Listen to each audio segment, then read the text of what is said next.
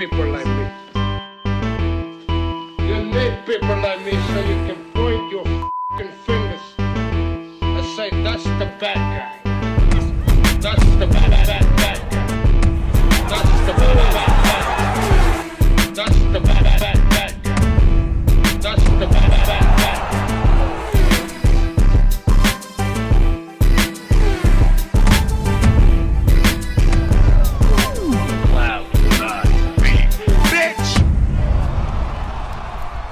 Welcome to the motherfucking relay. We're covering today's top boxing news.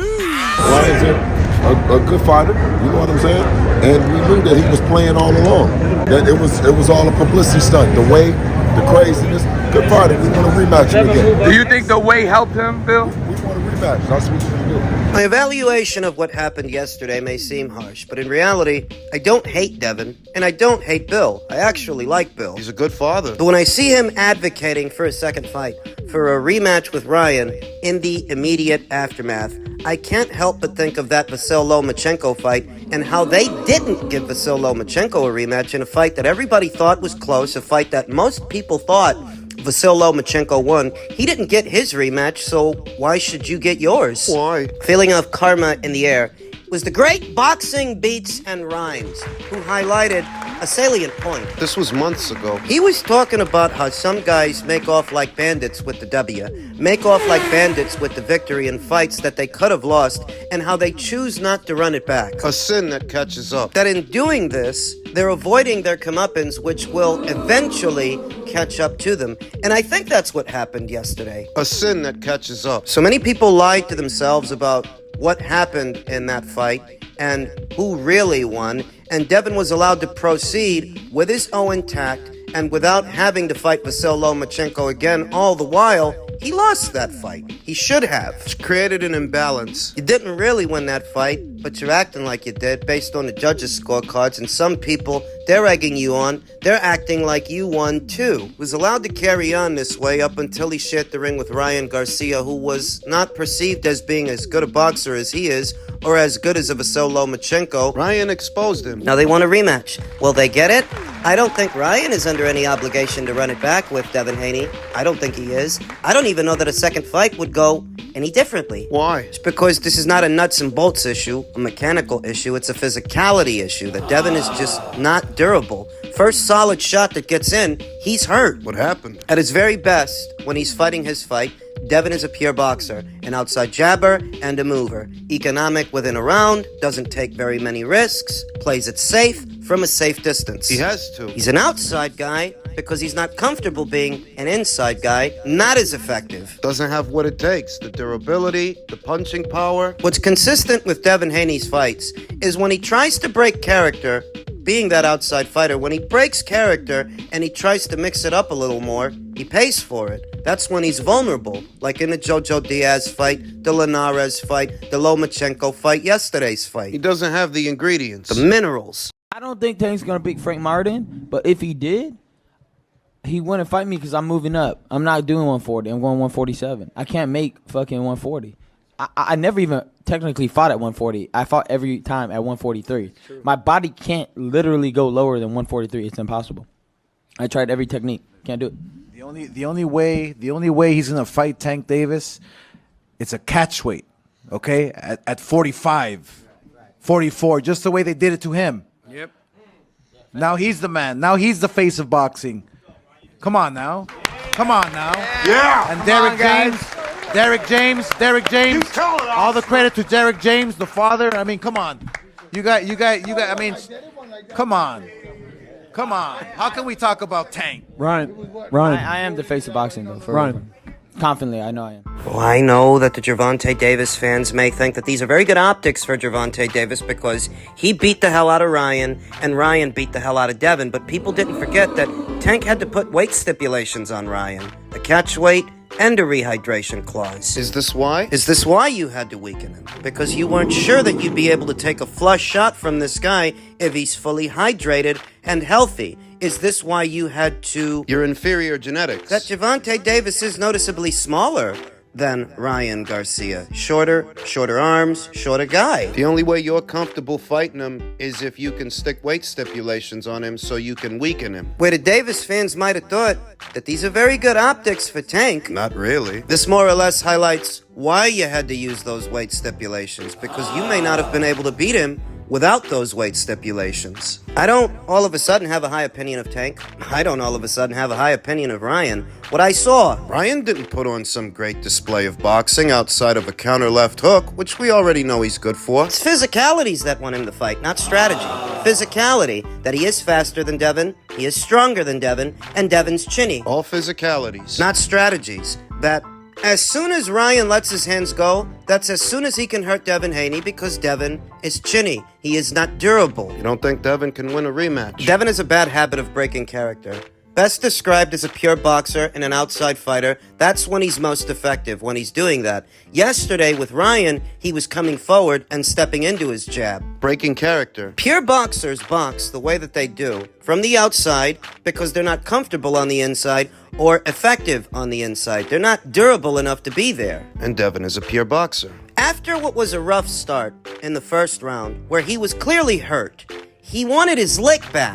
He wanted to come forward on Ryan Garcia. You see, Ryan's backpedaling, and it's Devin coming forward. Yeah. It's Devin breaking character. It's more or less why he got caught. Counter left hook from Ryan Garcia took away Devin's best weapon, the jab. Understand something. A pure boxer like Devin, cosplaying a boxer puncher Yes. or a pressure fighter, Yes. a pure boxer like Devin coming forward when they're at their best hanging back, yeah, you're still a pure boxer. Even if you're trying to be something else? You are not durable enough to be a boxer puncher or a pressure fighter. You ain't got it. You come forward, you don't have the success of an Oscar Duarte, for example, a mid-range to inside pressure fighter. No, Oscar Duarte did a lot better against Ryan than Devin did. Devin broke character. It's what happens when pure boxers break character. When a pure boxer loses, it's for two reasons. It's either they're being drawn out, like Devin was drawn out yesterday, Two. or they are overwhelmed by a guy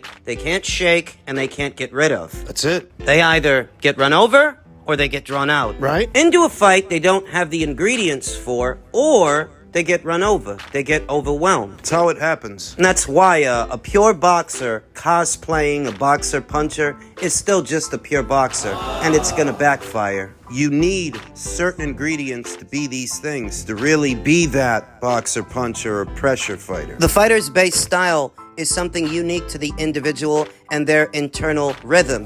What pace do they want to fight, and how do they want to fight? What are their tendencies in a fight? That's what determines who they are. So when a pure boxer like Devin tries to break character and do something different, when they can't do it, that's why. You can try to come forward like Oscar Duarte came forward. You can try. You can try to be more of a mid-range guy. But when you do, and it doesn't work, that's why. You're a pure boxer through and through. You ain't got the durability to be something else. Smoking on that Bill Haney back. That Bill Haney back. Hey, you're fighting. You deserve it. So is Ryan Garcia now the face of boxing, as Oscar De La Hoya said after the fight? Well, I'll tell you that he has more potential to be that than Devin and than Gervonta. He has paying customers, that's why. The only reason that both Gervonta Davis and Devin Haney fought Ryan Garcia is because of his fans, his following, his profile. They were trying to capitalize off of that. They didn't fight him because he was a champion. He wasn't a champion. He wasn't a champion at 135. He's not a champion at 140 or 147 or wherever it is he campaigns now. That's not why they fought him, because he was a decorated fighter or a good fighter. They fought him because they didn't think he was a good fighter. They were looking at him as a stepping stone, a come-up. Now Gervonta is back to fighting people nobody asked him to fight. I don't think he does $1 million in his next fight, or even $500,000 in his next fight. For Devin, this blew up in his face. It completely blew up in his face. He wasn't fighting Ryan because he was the best 140-pounder. It was a money play. I didn't even blame him, and I still don't. I understood the rationale. You fight Ryan Garcia in a high-profile fight that people are going to buy in order to enhance your own profile, though. In the end, it didn't work out. You got your ass kicked. Ryan's stock is way up now. The only reason these two fought him was because they wanted to capitalize off of his profile, his fan base, the kind of fan base they don't have, because the majority of guys you see on the internet talking up Gervonta Davis aren't buying his fights. It's the same with Devin. Devin was on pay-per-view 2 times before this past weekend's fight, and those pay-per-views didn't bring in astronomical numbers. They didn't. So for all the hullabaloo about these two, Ryan has something that they don't have. Customers. More of them. Drawing power. Organic drawing power. For whatever reason these people support Ryan, they support him. And they support him where it counts. At the gate and at the box office. No, we don't yet know what this past weekend's fight did on pay-per-view. It's not this fight you have to think about. It's Ryan's next fight. He's gotten a considerable profile boost. His stock is now on the up and up. He was always a more marketable fighter with a more marketable base style than some other fighters. As flawed as he is, He's not boring. he's popular. That doesn't mean I like him. I don't even think he sets a good example for the younger generation of boxers. Look at how he carried himself going into the Devin Haney fight, doing all the wrong things. He didn't even bother to make the weight. It's fitting that he would be this popular amongst Americans. Dishonest, dysfunctional. All about the shortcuts. Ryan Garcia's never even been a champion at 135 and 140 and 147 because he won't subject himself to what it takes to be a champion. That sacrifice. He can decide out of the clear blue sky when a fight is already made that he's not going to make the weight. He doesn't care if it costs him a title, if he doesn't get the chance to win one. This is the level at which he's operating, so it's only fitting that one so dysfunctional and dishonest as Ryan Garcia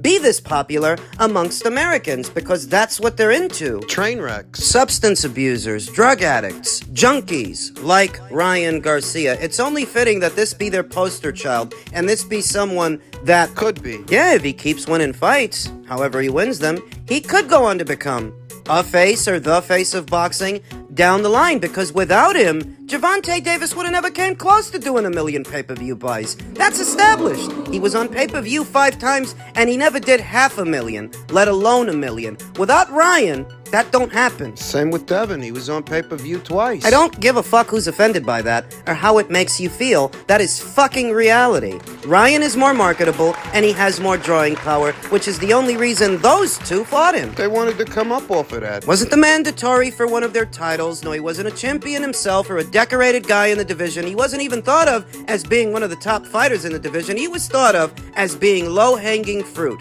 The most rewards for the least risks against the least skilled fighter. That's why they fought him. All the while, he was more popular than both. And he very well could go on to become even more popular than he is now if he keeps fighting and he keeps winning. However he wins, however he has to do it. Gervonta Davis, unless the matchmaking gets better, there are only so many people you're going to be able to get to buy his fights. And Devin's got a lot of soul searching to do. The road back is going to be hard. And long. That's what she said. This weekend's contest, as shocking as it was a big win. A very big win for Ryan Garcia and a big win for Golden Boy Promotions. What fell into the background this past weekend is that ahead of the fight, Gervonta Davis took to his social media hinting at some big news, and he officially announced his upcoming fight with Frank Martin, who we already knew he was going to fight. Right. I don't know what he was trying to do. Steal their thunder, perhaps. Draw attention away from Haney versus Garcia over to his news and his fight that nobody is asking him to fight. Nobody was. No. And how boxing has a way of surprising us all, often dubbed the theater of the unexpected. Gervonta Davis's fight, in light of this weekend's fight, is the last thing on anybody's mind. Now, you can argue that Gervonta, maybe he's not the one that needs revenge. Ryan is the one that needs revenge, because Ryan's the one that got knocked out. Revenge, maybe. But the fight, not so much. Ryan doesn't actually need a Gervonta Davis fight to do big numbers and make big money. But Gervonta, he does need Ryan. To make money. You're not going to do with Frank Martin this year what you did with Ryan last year. You're not going to do half of what you did last year. You're not. Frank Martin does not have the profile of a Ryan Garcia. Hell, Frank Martin doesn't have the profile of a Devin Haney. He's not popular. Nobody knows him. Never mind what the hardcores think or whether or not the hardcores are aware of him. We all know who you're trying to appeal to. You're trying to appeal to the casual boxing fan, the casual observer who only comes out and only spends their money for the big fights. Well, you versus Frank Martin is not a big fight, and you're not so popular that you've got the Midas touch, that you can get out there with virtually anyone and do a bunch of numbers with Joe Blow, Joe Schmo, Joe... No. Ryan Garcia doesn't think that Gervonta's gonna win this fight. He thinks Frank Martin is gonna beat Gervonta. I will say this much, in spite of his lack of profile, Frank doesn't have a lack of power. I've seen at least 4 or 5 of Frank Martin's fights, in some instances where his power availed him. Frank is a strong puncher. Stronger, at least, than Leo Santa Cruz. Stronger, at least, than Mario Barrios, than Hector Luis Garcia. He is stronger than those guys. He is a stronger puncher than your average Gervonta Davis opponent. He is that. And maybe that's why Ryan thinks Frank is going to beat Gervonta. I can't imagine what the landscape would be if that were to happen. The reaction. This fucking coward is afraid to share the ring with non-punchers like Devin Haney, like Shakur Stevenson, that are not known for power, not known for knockouts. Gervonta Davis is stepping on eggshells with those guys. Do you think he's miscalculating? Ryan does. That's the effect that a big upset has on the surrounding environment. When the unexpected happens, you start to expect the unexpected. So where most people are expecting that Gervonta should win this fight, I don't know, maybe he doesn't. Maybe that's another upset. Because he is a bigger puncher than the average guy Gervonta Davis fights. Who knows? If he's fortunate enough to take care of business and he makes it through that fight, That's not gonna sell shit. pardon me, it's not going to do the numbers that he did with Ryan.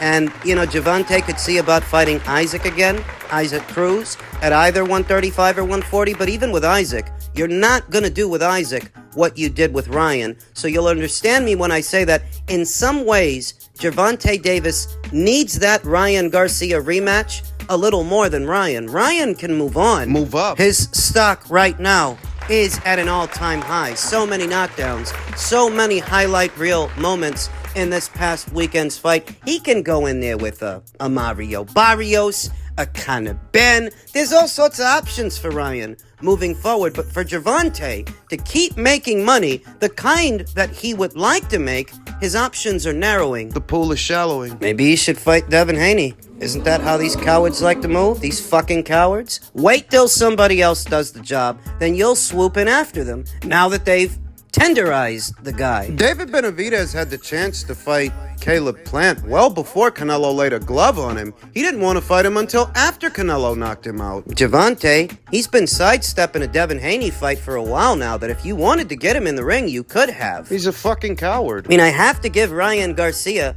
that much, that he's willing to take the risks and he's willing to fight in the big fights, that he fought Devin where you should have fought Devin. But you're a fucking coward and a midget. So I don't know. Maybe Gervonta finds his balls and he fights Devin Haney now that Ryan took care of business against Devin Haney. But one thing is clear. Gervonta Davis kind of does need that Ryan Garcia rematch, because you're not going to make that kind of money fighting anybody else. You're not.